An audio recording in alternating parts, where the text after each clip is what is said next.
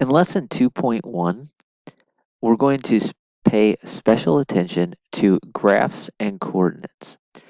So in all of chapter 2, we're going to be looking at graphing. It's going to revolve around graphing, specifically graphing linear equations.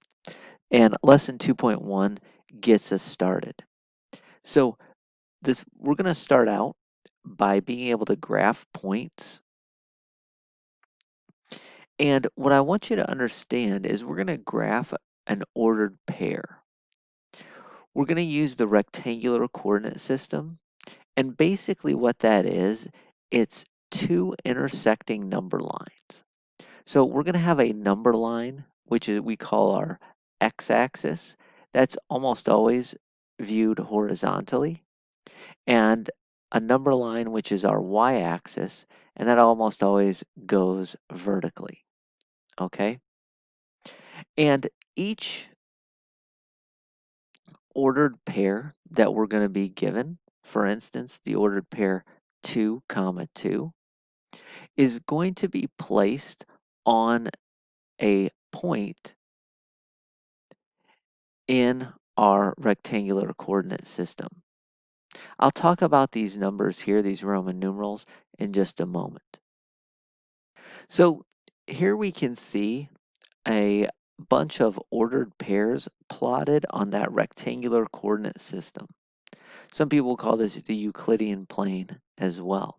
So the point 2, comma 2 says that I need to travel in the x direction 2 units and in the y direction 2 units. So that point right there, this blue point is 2, 2. Now, if if an ordered pair has different numbers, -2, 1, for instance, the first number is always the number associated with how far we travel along the x-axis, and the second number is always the number which tells us how far we travel along the y-axis.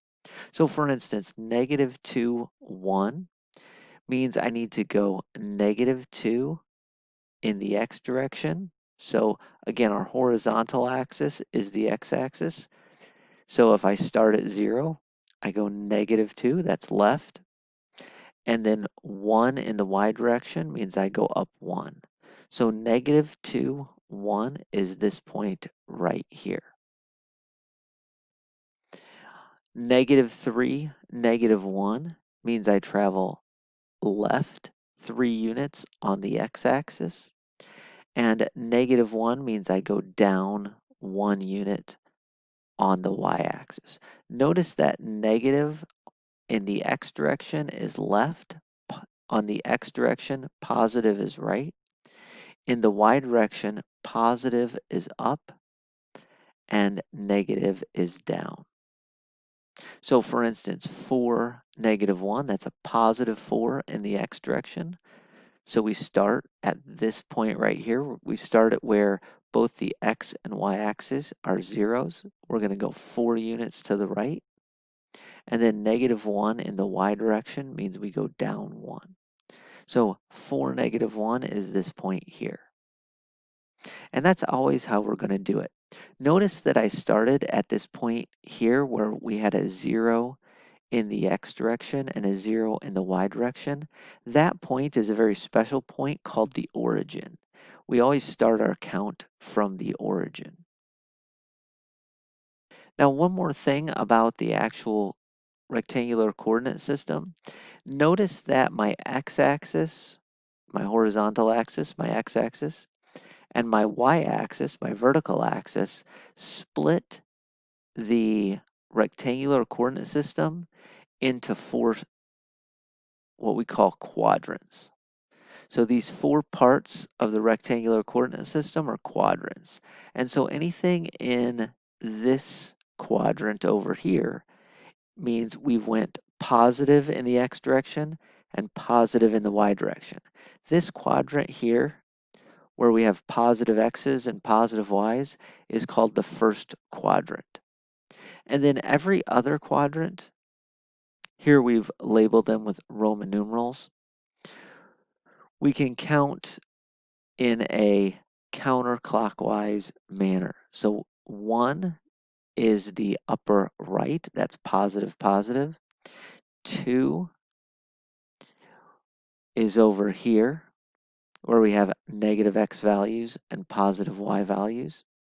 3 is the quadrant where we have negative x values and negative y values. And 4 is the quadrant over here. So we start in the upper right and go counterclockwise. 1, 2, 3, 4. Now, you might ask, well, what happens if a point lands directly sort of between quadrant 1 and 2? So what if there's a point, for instance, 0, 3, that lands on the y-axis? Well, that 0, 3, we would say is not in a quadrant.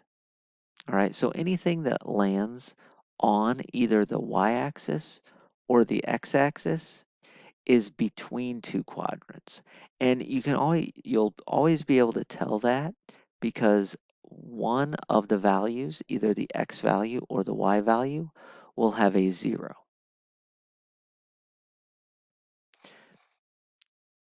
So 2(1)(a) says, let's take this grid provided and plot the following ordered pairs, and then obviously label them.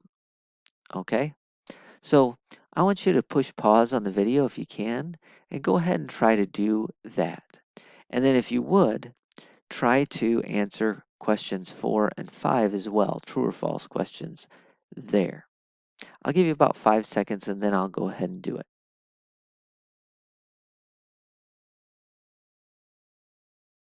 All right, so let's go ahead and do this. -2, 3. Let me scroll in just a little bit more than I'm already scrolled in. Whoops, excuse me. So -2, 3. So we need to go -2 in the x direction, 3 in the y direction. So we go over 1, 2 left in the x direction, and then up 3. So the point -2, 3 is the point right here. Okay. I'm going to make that a little bit bigger so that we can see this a little nicer. There we go. So -2, 3. Now let's do the -1, -2. -1 is in the x direction, so left in the x direction. -2 in the y direction means we go down. So we're right here to there. Now I'm not labeling these. If I wanted to label these, I could write -2, comma 3 or -1, comma -2 if I would have liked. Obviously, I'm not doing that. Let's do 0, 4. So 0 in the x direction means I just stay at that origin. And in other words, I do not move left or right at all. And then 4 means I move up 4. So 0, 4 would be that point right there. Now, a couple of things to watch out for. First off, make sure that you're writing your points in the right spot. You're doing the x, then the y. Also, make sure that when you're reading this graph, obviously this one, each line stands for a single unit. So as you go over one line, that's 1 unit. But obviously graphs don't always have to do that.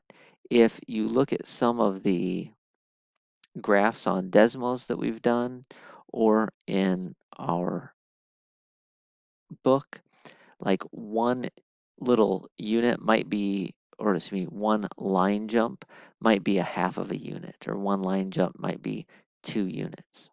Hopefully that makes sense. Now, this is not asked for, but I am going to say, notice that 2, 3, negative 2, 3 was over here. So negative 2, 3 is in quadrant number 2. Okay, remember this is quadrant 2. So Roman numeral 2. A lot of times people do it in Roman numerals. You don't have to by any means. Negative 1, negative 2, negative 1, negative 2 is right there. So that was in quadrant 3. I'm trying to draw this as best I can with a mouse, but you guys get the picture. And then this last point, 0, 4, this point is in no quadrant. There's no quadrant that 0, 4 is because it's right on that line. So there you go. There you go.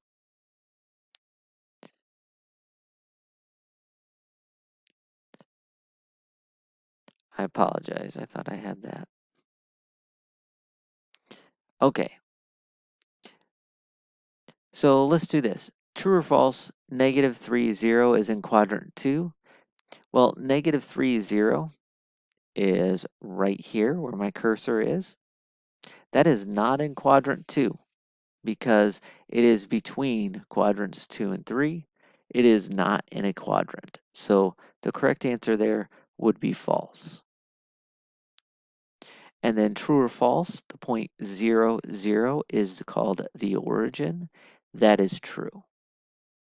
The origin is the point 0, 0, and here it's labeled. All right, so that is the first part of section 2.1.